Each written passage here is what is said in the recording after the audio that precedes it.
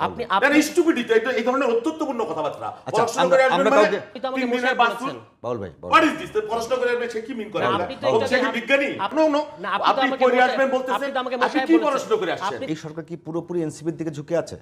আচ্ছা, তার এবং আগে আমি আরেকটা একটা জিনিস বিষয়- বলি। হ্যাঁ, জি বলেন। আদর্শিকভাবে আপনাদের সঙ্গে বিএনপির নৈকট্য আছে, আচ্ছা, তার আগে বলি যে বিরোধটা কোথায়? রাজনীতিকে যদি আপনি চালাকিতে পর্যবেসিত করেন, তাহলে যা হয় সেগুলো হচ্ছে আমার প্রিয় ভাইয়ের কথার মধ্যে আমি এগুলো পেলাম। আমরা তো একবারও বলি নাই যে এই সরকার নির্বাচিত সরকার, কিন্তু আপনি এই সরকারকে অনির্বাচিত সরকার এই ভারতের ভাষায় কথা বলেন কেন? এই সরকারকে আদালতের ভাষা হচ্ছে যে এই সরকার হচ্ছে জনগণের ইচ্ছা দ্বারা সমর্থিত সরকার। যদি আপনি এই ব্যাপারটা না বুঝেন, তাহলে আগে রাষ্ট্রবিজ্ঞান থেকে এই ব্যাপারটা বুঝে আসেন। জনগণের ইচ্ছা দ্বারা সমর্থিত সরকার। প্লেটো অ্যারিস্টটলের ভূমিকা পালন করেন, এই কথা বলবেন না। নো নো না, আপনি পড়ে আসবেন বলতেছেন আপনি তো আমাকে আপনি মশাই কি বলেছেন। পড়াশোনা করে আসছেন? আপনি তো আমাকে মশাই মূর্খের মতো কথা বলেন এখানে। আপনি তো আমাকে 3 দিনের মশাই বাস বলেছেন। বাউল ভাই, হোয়াট ইজ দিস পড়াশোনা করে আসবেন সে কি মিন করে না, আমরা আপনি তো ও এটা সে কি বিজ্ঞানী? আপনি একটু আগে মশাই বললেন কেন তাহলে? বাউল ভাই, অবশ্যই মুশাই। আচ্ছা, আমি বলবো। তাহলে আমিও তো বলবো পড়াশোনা কি আমি আপনাকে বলেছি? হ্যাঁ, তা কাকে বলছেন? আমি তো এটা বলেছি যে যারা এটা বোঝে তারা করবে।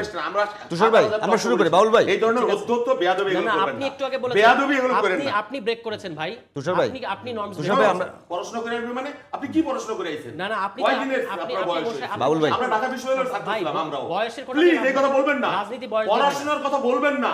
আপনি কি পড়াশোনা করে আইছেন? আপনি কি সক্রেটিস না অ্যারিস্টটল? না, সক্রেটিস অ্যারিস্টটল হওয়া লাগবে না। নরমাল জিনিস বাউল বুঝতে ভাই, হবে। ইসলামী বাউল ভাই, আপনি স্টুপিডিটি এই ধরনের অত্যন্তপূর্ণ কথাবার্তা আচ্ছা, পড়াশোনা করে আসবেন আমরা মানে কাউকে- হোয়াট ইজ দিস? আমরা কাউরে ব্যক্তিগত আপনি কি আক্রমণ মূর্খ? না করি। আপনি মশাই বলবেন কেন? আমার তো একটা এটা পলিটিক্যাল ল্যাঙ্গুয়েজ। আমার পড়াশোনা করে আসবেন এটা কোনো পলিটিক্যাল ল্যাঙ্গুয়েজ। এটা আমি বলছি যারা এটা বুঝে না তাদেরকে এটা নিয়ে পড়তে হবে। আচ্ছা, এইটুকুই বলেছি। তুষার ভাই, যারা আচ্ছা, বুঝে নাকি এখানে আলোচনা রাষ্ট্রচিন্তা- তুষার ভাই, আমরা রাষ্ট্রচিন্তা আমরা এখানে সহ- আমরা বলি যে, আমি আবারও বলছি যে বিএনপি এবং এনসিপি, আমি আবারও বলছি যে আমি চাই যে বাংলাদেশে একটি রাজনৈতিক দলকে আরেকটি রাজনৈতিক দল অন্তপক্ষে প্রশ্ন করার মতো অবস্থায় থাকুক এবং তাদেরকে খামোশ বলা অবস্থায় থাকুক।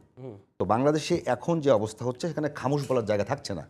তো আপনারা ভালো করবেন, বিএনপি আপনাদেরকে সাপোর্ট করবে।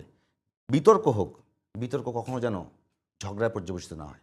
তো এটা একটা আমি করেছি আমার দিক থেকে। না বাউল ভাই, ঠিক আছে। বাছুর কে বলেছে? না বাউল ভাই, ওনাদের এক নেতা বলতেছেন যে উনি নাকি মানে প্রস্তাব করে নাকি ভাসিয়ে দেবেন। একটা বড় রাজনৈতিক দলের ভাষাই সব। ঠিক আছে, এটা তো মানুষের সামনে আছে না, এটা মানুষ বিচার করবে। আমি শুধু আমার বক্তব্যটা বলি। তুষার ভাই, আমরা সামনে যাই। হ্যাঁ, আমি শুধু আমার বক্তব্যটা বলি। আইনসভা এবং সংসদ একই জিনিস। এখন আইনসভা শব্দ শুনলেও যদি ভরকে যেতে হয় তাহলে তো আমার কিছু করার নাই। আইনসভা হলো পার্লামেন্টের বাংলা হচ্ছে আইনসভা।